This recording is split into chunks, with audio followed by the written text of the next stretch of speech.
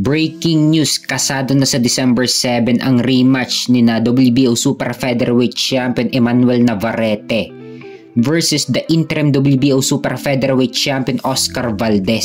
So nabigyan ulit si Oscar Valdez ng pagkakataon na mapalaban sa WBO ni Navarrete. Naglaban sila August of last year kung saan panalo si Navarrete via unanimous decision. At ngayon may pagkakataon ulit si Oscar Valdez na maagaw ang WBO Super Featherweight title ni Navarrete. Huling laban ni Navarrete, natalo siya kay Dennis Berinchik. Pinaglabanan nila ang vacant WBO lightweight title na binitawan ni Devin Haney.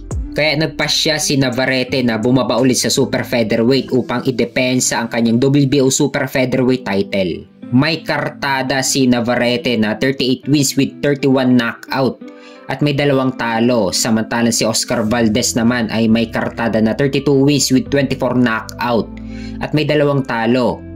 Nanggaling ang 2 talo niya kay Shakur Stevenson at kay Emmanuel Navarrete.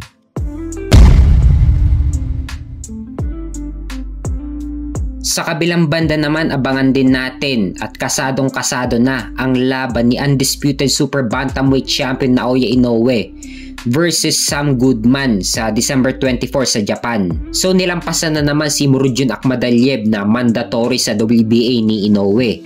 Kung matatandaan, dapat si Akhmadaliev ang next in line sa mga titulo ni Inoue nung tinalo ni Inoue si Luis Nery. Pero ang sabi ni Bob Arum, hindi daw kilala sa Japan si Akhmadaliev. Mas kilala pa daw si TJ Doheny. Kaya ito yung nilabanan ni Inoue. At ngayon nilampasan na naman ni Inoue si Akhmadaliev. Mas pinili pa nilang labanan si Sam Goodman na mandatory sa IBF at WBO. Feeling ko hindi na maisisingit si Akhmadaliev sa schedule ni Inoue. Kasi huling 2 laban na lang si Inoue sa Super Bantamweight at aakyat na siya sa Featherweight Division. So yung last 2 fights na lang ni Inoue sa Super Bantamweight, laban kay Sam Goodman at kay Junto Nakatani. Si Junto Nakatani, ito yung sinasabi ni Bob Arum na plano niyang ikasa na big fights kay Inoue next year. Pero hindi pa sure kung sa US o sa Japan ang venue.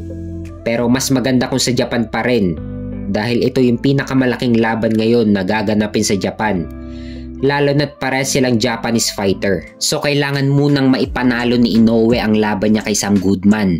Dahil kung matalo dito si Inoue, bulilyaso ang nilulutong laban kay Junto Nakatani. So may kartada si Inoue na 28 wins with 25 knockout at walang talo.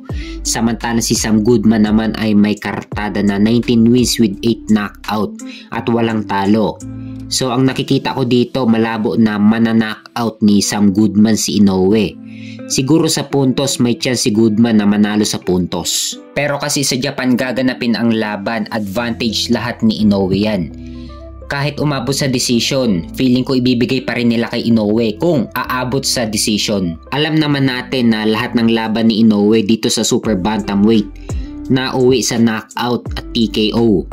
Magmula kay Stephen Fulton, panalo si Inoue dito via TKO sa round 8. Yung laban naman niya kay Marlon Tapales, panalo si Inoue via knockout sa round 10. Yung laban naman niya kay Luis Nery, panalo si Inoue via TKO sa round 6. At itong latest fight ni Inoue kay TJ Doheny, panalo si Inoue via TKO sa round 7. Kaya dito sa laban ni Inoue kay Sam Goodman, pwedeng tatapusin ni Inoue si Goodman sa kahit anong rounds. Kaya abangan natin ang laban nila sa December 24 sa Ariake Arena sa Tokyo, Japan.